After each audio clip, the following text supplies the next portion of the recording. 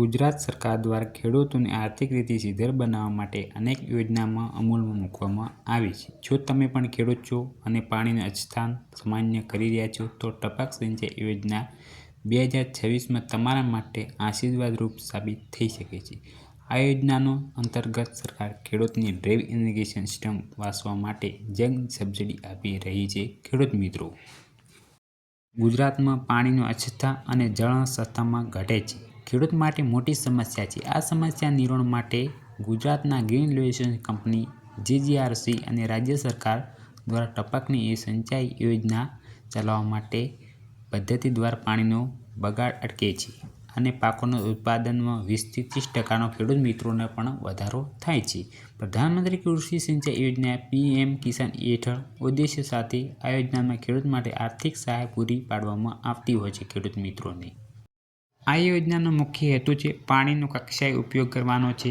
પરંપરાગત પિયત પદ્ધતિમાં પાણીનો ઘણો બગાડ થયો હતો. ખેડૂત મિત્રો, જ્યારે ટપક સિંચાઈ પદ્ધતિમાં પાણી સીધું છોડની મૂળ સુધી પહોંચાડવામાં આવે છે. ખેડૂત મિત્રો, ખેતીમાં ખર્ચો પણ ખેડૂત મિત્રોને ઘટે છે. ખેડૂતની આવક પણ બમણી કરવામાં આવતી હોય છે. આમાં ઓછું પાણી વધુ ઉત્પાદન પણ મેળવવું હોય છે. મજૂરીમાં ખર્ચો પણ ઘટે છે અને ખાતરનો કક્ષાએ પણ ઉપયોગ કરવામાં આવતો હોય છે. ટપક સિંચાઈ યોજના 2026 એ ગુજરાતના ખેડૂતો માટે ખેતીને નફાકારક બનાવવાની સુવર્ણ તક છે.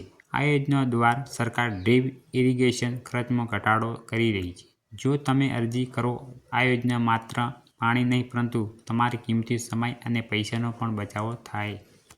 સામાન્ય ખેડૂતો માટે 70% અને અનુસૂચિત જનજાતિના ખેડૂતો માટે 90% સુધીની સબસિડી પણ મળવાપાત્ર હોય છે.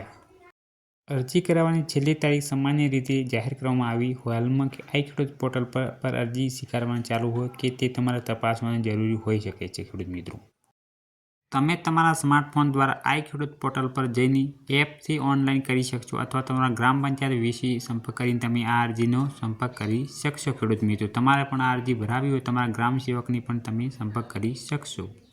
આ યોજના માટે કોણ અરજી કરી શકશે? ખેડૂત મિત્રો, તો ગુજરાતમાં તમામ નાના અને સીમિત નાના મોટા ખેડૂતો પણ અરજી કરી શકશે.